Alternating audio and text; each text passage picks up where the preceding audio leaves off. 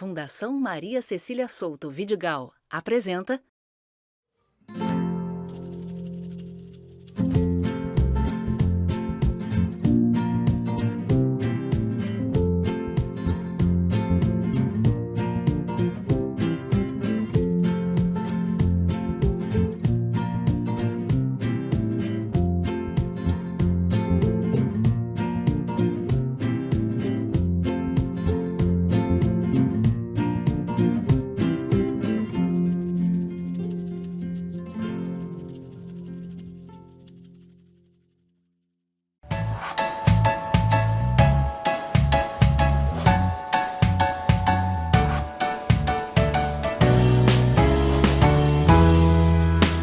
Esse é o Gael, tem 3 anos e 5 meses. Esse é o Rafael, meu marido.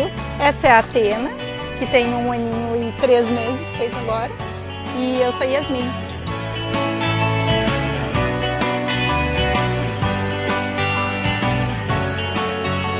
A gente sempre tem bastante preocupação em relação a essa imunização, né? Por eles agora, especialmente estarem em creche, não estarem mais dentro de casa, assim, num ambiente controlado o tempo inteiro, é muito importante que seja feito esse acompanhamento de vacinas para que estejam sempre em dia, para que uma coisa que poderia ser completamente evitável não se torne uma doença muito maior, né?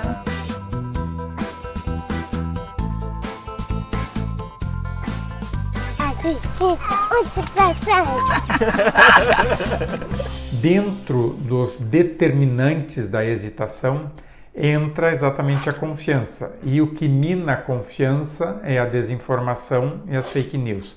Então não é fácil a gente trabalhar com isso, porque a grande parte das pessoas acaba recebendo muita informação pelas mídias sociais e elas compartilham essas informações mesmo sem ter certeza de que aquilo é verdade. Então, se eu tenho um pai e uma mãe que têm uma dúvida ou estão inseguros em fazer determinada vacina, se ele recebe uma informação falsa, pode daí levar a uma decisão de não vacinar a criança. Então, a desinformação atrapalha muito, né? E eu acho que esse é um dos papéis da sociedades científicas, no nosso caso, de levar uma informação correta, mas é necessário a gente ter mais campanhas do próprio Ministério, né, para reforçar a confiança e a segurança nas vacinas. São muito raras as contraindicações de vacinas, mas existem contraindicações. Uma contraindicação absoluta para qualquer vacina é se tu teve uma alergia muito grave, que a gente chama de anafilaxia, a uma dose prévia da vacina. Então isso contraindica vacinas posteriores. E daí nós temos contraindicações específicas de acordo com o tipo de vacina. Vou te dar um exemplo. A vacina tríplice viral, que é sarampo, rubéola e cachumba, que a gente precisa ter uma cobertura de 95% para proteção do indivíduo e da coletividade, é uma vacina atenuada. Então ela não pode ser aplicada em crianças ou qualquer pessoa, independente da idade, se ela estiver imunodeprimida. Então, por exemplo, uma criança que esteja com câncer ou tratamento de câncer, ou uma criança que vive com HIV, são situações que daí tu tem que ter mais cuidado.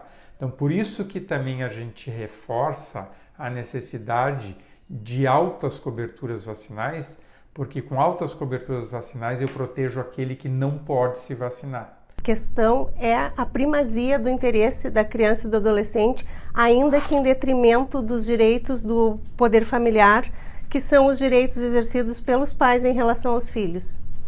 É como está disposto no artigo 14 do Estatuto da Criança e do Adolescente, no seu parágrafo único, que diz que é obrigatória a vacinação das crianças nos casos recomendados pelas autoridades sanitárias. As implicações legais são várias. A mais simples seria, na realidade, o que está disposto no artigo 249 do Estatuto da Criança e do Adolescente, que seria descumprir dolosa ou culposamente os deveres inerentes ao poder familiar, ou decorrente de tutela ou guarda, conforme determinação da autoridade judiciária ou conselho tutelar. e isso dispõe que é uma multa de 3 a 20 salários de referência, aplicando-se o dobro em caso de reincidência. Isso seria a penalização mais simples. Mas há casos em que a negligência não se restringe simplesmente à questão da saúde.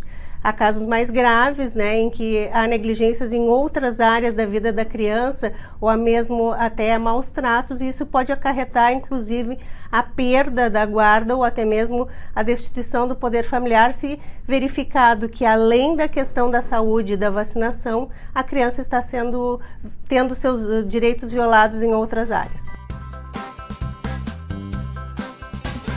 A saúde é algo primordial para a gente, assim, a gente se preocupa em relação a tudo, desde alimentação, vacinação, então sem saúde a gente não tem nada, né? Então não adianta a gente querer mais coisas que tenham sucesso, que sejam felizes, porque a saúde é primordial. A saúde é algo que tu não compra, tu cultiva, né?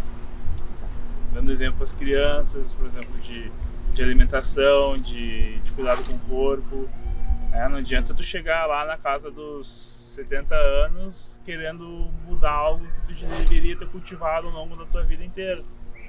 Aí já perdeu o tempo, já tá perdido. A gente deseja para os nossos filhos, na verdade,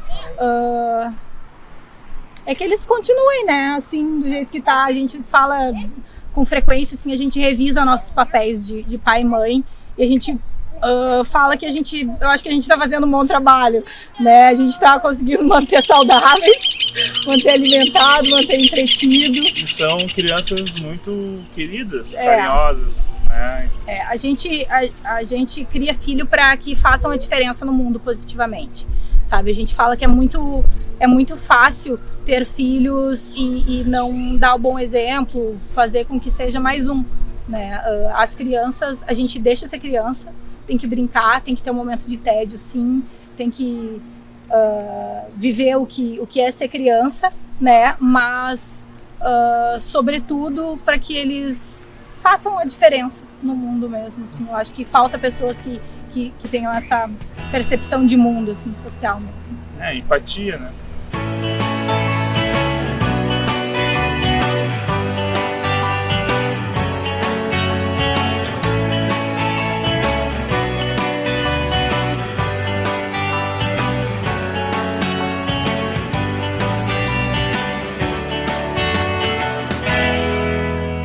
Hoje é dia de tomar a vacina varicela. A Atena veio, então a gente veio, na verdade a família toda, aqui na UBS Central, posto de vacinação que é pertinho da nossa casa, aqui em Gravataí, para fazer então essa vacinação que a gente estava na expectativa, primeiro, porque ela estava em falta quando a gente chegou para vacinar ela há uns 1 mês e meio, 2 meses atrás.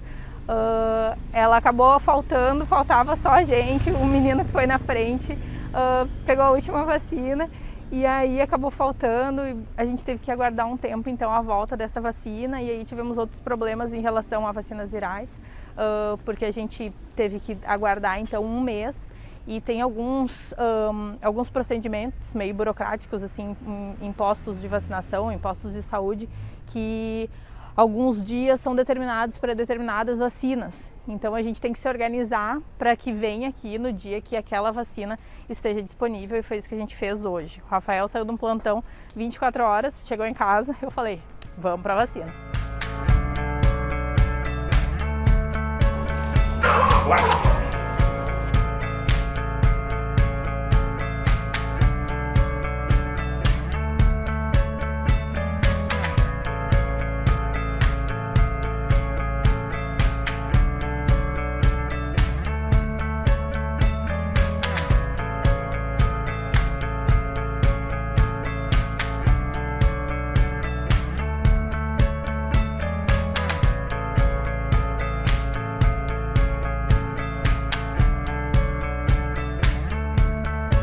E aí a gente veio, a família toda, o Rafael até falou, eu tô muito cansado, vou ficar em casa. Eu falei, não, com 2 é difícil, porque daqui eles já vão direto pra creche e rotina que segue, e aí imunizada, né?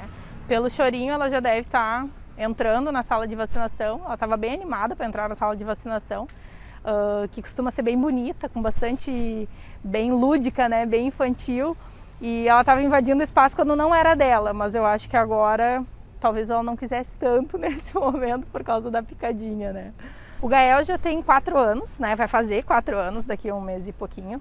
E a Atena tem 1 ano e meio, então eles já entendem a importância da vacinação, né? A gente sempre deixa muito claro, especialmente para o Gael, porque ele sempre vem junto, ele vê a Mana tomar vacina, ele toma as vacinas dele, agora as dele são mais espaçadas, mas ele percebe essa importância da vacinação e como a gente tem o exemplo do Rafa médico em casa, ele gosta muito, se dedica muito para essa questão do cuidado. Então ele sabe que a vacina é algo que tem que fazer, independente se gostar ou não, mas eles acabam levando isso com uma naturalidade muito tranquila, assim, sabe? Não é uma coisa de, meu Deus, tenho medo da vacina. Não, ele sabe que vai lá porque é o melhor para ele, é uma decisão que a gente toma não só para ele, mas também para a sociedade, para que ele não acabe não disseminando nenhum vírus, nenhum outro tipo de doença. Desde ontem, na verdade, ontem à noite, antes de dormir, a gente faz uma retomada assim do dia e eu já